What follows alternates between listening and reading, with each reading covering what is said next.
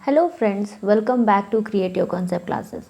तो आज हम लोग करने वाले हैं इशू ऑफ डिवेंचर का पार्ट 2, जिसमें हम लोग समझेंगे शेयर और डिवेंचर में क्या डिफरेंस होता है। ठीक है, थ्योरी पोर्शन है, ज़्यादा टाइम नहीं लगेगा, बट हाँ एक बार गो थ्रू करेंगे तो ये हमारे लिए ईजी हो जाएगा। शेयर और डिवेंचर का डिफरेंस क्या होता है इसे समझ लेते हैं। चलिए स्टार्ट करते हैं।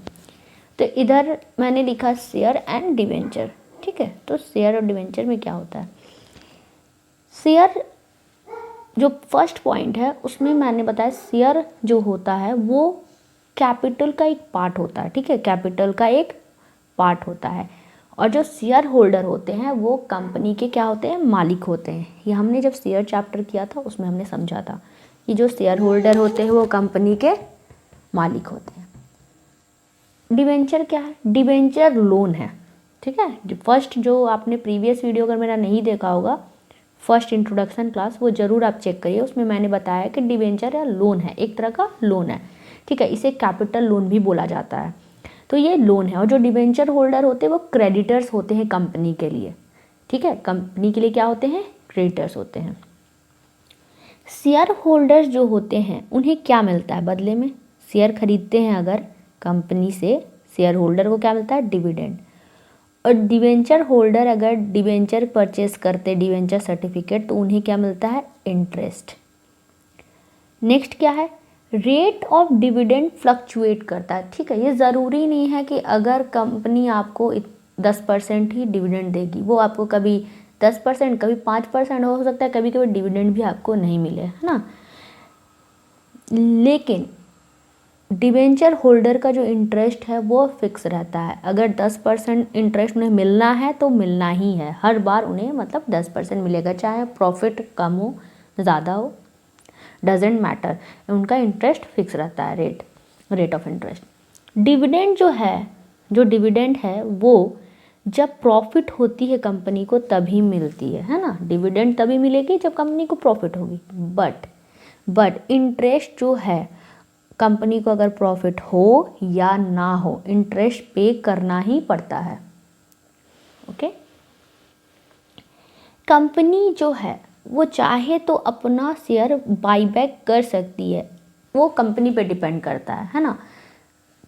और डिबेंचर जो है वो कंपनी को रिटर्न करना ही पड़ता है। ठीक है, ये रिटर्न करना पड़ता है, या फिर कंपनी उसे कुछ स्पेसिफाइड डेट के बाद रिटर्न करे, या फिर जब कंपनी लिक्विडेट होती है तब रीपेमेंट करे, बट डिबेंचर रिटर्न करना ही होता है।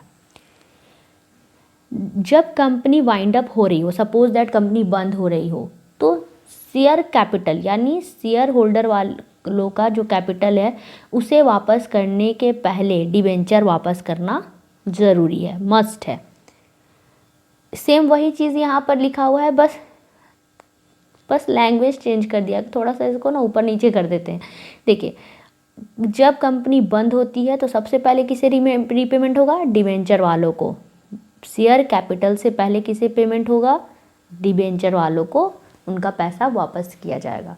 बस इतना ही सिंपल सा बात यहाँ लिखा हुआ है। नेक्स्ट अब हम लोग चलते हैं।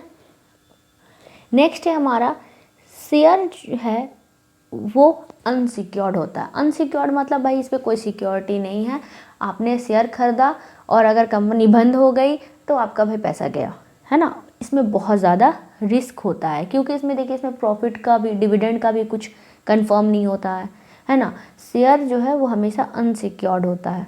ठीक है, डिबेंचर जो है वो हमेशा यूजुअली सिक्योर्ड होता है।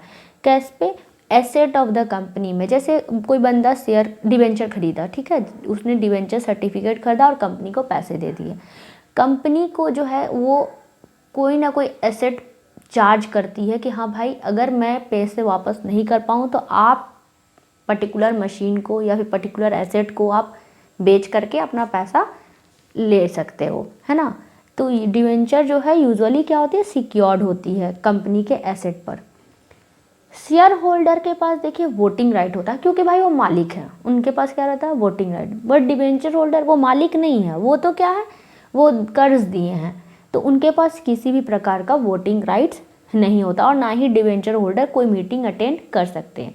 बल्कि शेयर होल्डर जो है ये वोटिंग राइट्स भी होता है और ये मीटिंग भी अटेंड कर सकते हैं।